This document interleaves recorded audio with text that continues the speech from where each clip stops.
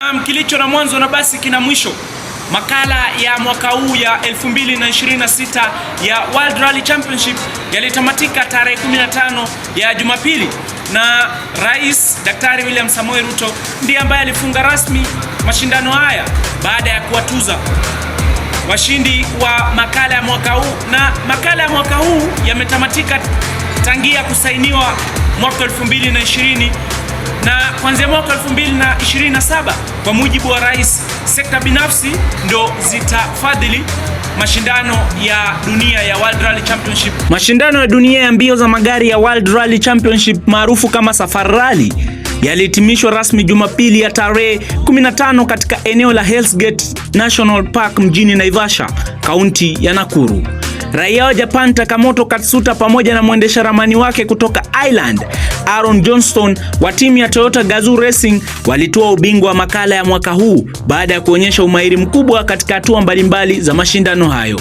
Dereva wa Hyundai Adrian Fomo alimaliza katika nafasi ya pili, huku Sami Pajari wa Toyota Gazoo Racing akiridhika na nafasi ya tatu. Hivyo madereva wa Toyota wakimiliki tena jukwaa la washindi. Mashindano haya yalidumu kwa siku 4 mfululizo, yakihusisha zaidi ya madereva 40 kutoka mataifa mbalimbali. Hata hivyo, changamoto za hali ya hewa ikiwemo mvua kubwa, vumbi na barabara za changarawe ziliwapa wakati mgumu washiriki wengi. Dereva wa Kenya Karan Patel alimaliza mashindano hayo katika nafasi ya 17, akiipeperusha vyema bendera ya taifa katika mashindano hayo ya kimataifa. Mashindano ya mwaka huu pia yalihitimisha kipindi cha makubaliano ya awali yaliyosainiwa mwaka 2020 kati ya serikali ya Kenya na waandaaji wa World Rally Championship wakati uongozi aliyekuwa Rais Uhuru Kenyatta. Akizungumza wakati wa kufunga rasmi mashindano hayo, Rais William Ruto aliipongeza sekta binafsi kwa kuchukua jukumu la kuandaa, kusimamia na kufadhili mashindano hayo, akisema kuwa kuanzia mwaka 2027 Safari Rally itafadhiliwa kikamilifu na sekta binafsi ili kuruhusu serikali kuelekeza rasilimali zaidi katika maendeleo ya michezo.